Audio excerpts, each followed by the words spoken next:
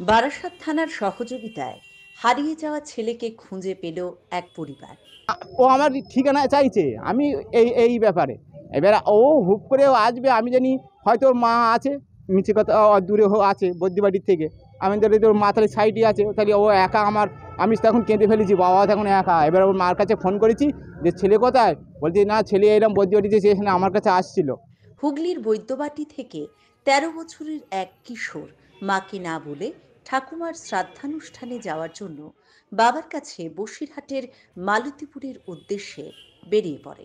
আমার মা যেতে দেবে না, তাই আমি নিজে বাবার কাছে এসেছিলাম। মা যেতে দেবে না বলছিল? হ্যাঁ, বাবার কাছে ফোন করলাম, বাবার কাছে ফোন করে তারপর আমি ওখান থেকে সারাপুলি খেয়াঘাট পার হয়ে তারপর বারাসাত বাস ধরেছিলাম।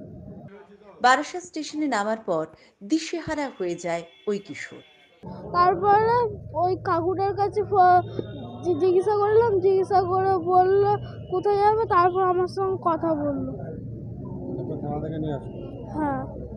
বারাসাত থানার পুলিশ কিশোরকে উদ্ধার করে তার কাছ থেকে ফোন নাম্বার নিয়ে পরিবারকে খবর দেয়। পারিবারিক অশান্তির কারণে বাবা মা দুদিকে থাকে।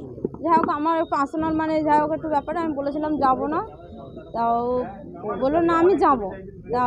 তারপর ওর বাবাও একভাবেই বলে যাচ্ছে যে হ্যাঁ তুই আয় আয়, না তো তোর হাতে জল পাবে না, যে অনেক কিছু যাই হোক বলছিল। এর বলার পরে আমি কি করলাম, আমি বলছি কি না যাবো না বলে আমি আমার ডিউটিতে চলে গেছি। পুলিশের খবর পেয়ে হন্তদন্ত হয়ে দিশেহারা হয়ে ছেলেকে ফিরে পেতে